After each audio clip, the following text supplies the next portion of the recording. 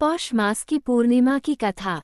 पौष मास की पूर्णिमा की कथा हिंदू धर्म में विशेष महत्व रखती है। ये कथा धर्म, पुण्य और भगवान की भक्ति को केंद्र में रखती है।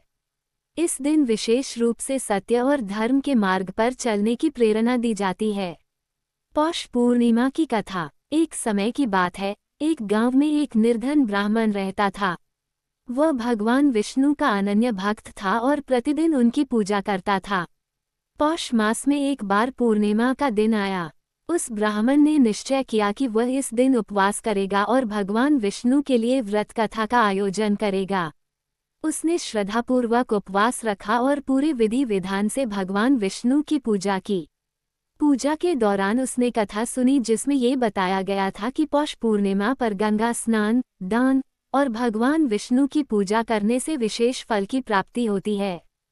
कथा में ये भी कहा गया कि इस दिन अन्न, वस्त्र, तिल, गुड़ और घी का दान करना अत्यंत शुभ माना जाता है। जो व्यक्ति पौष पूर्णिमा पर गरीबों को भोजन कराता है और भगवान का स्मरण करता है, उसे वैकुंठ लोक की प्राप्ति होती है। उस ब्राह्मण ने अपने सामर्थ्य के अनुसार दान पुण्य किया और ईश्वर से अपने और अपने परिवार के कल्याण की प्रार्थना की। उसकी श्रद्धा से प्रसन्न होकर भगवान विष्णु ने उसे दर्शन दिए और उसे आशीर्वाद दिया कि उसके जीवन में कभी धन और सुख शांति की कमी नहीं होगी।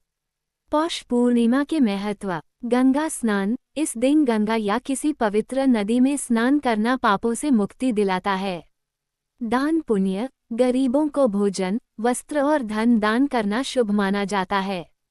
व्रत और पूजा। भगवान विष्णु की पूजा और व्रत रखने से जीवन में सुख, शांति और समृद्धि आती है। अन्नदान। इस दिन अन्नदान का विशेष महत्व है। इसे करने से सभी प्रकार की बाधाएं दूर होती हैं। पौष पूर्णिमा की कथा और पूजा करने से व्यक्ति को आध्यात्मिक लाभ प्राप्त होता है और वह मोक्ष के मार्ग पर अग्रसर होता है। कथा के अंत तक बने रहने के लिए आपका बहुत बहुत धन्यवाद।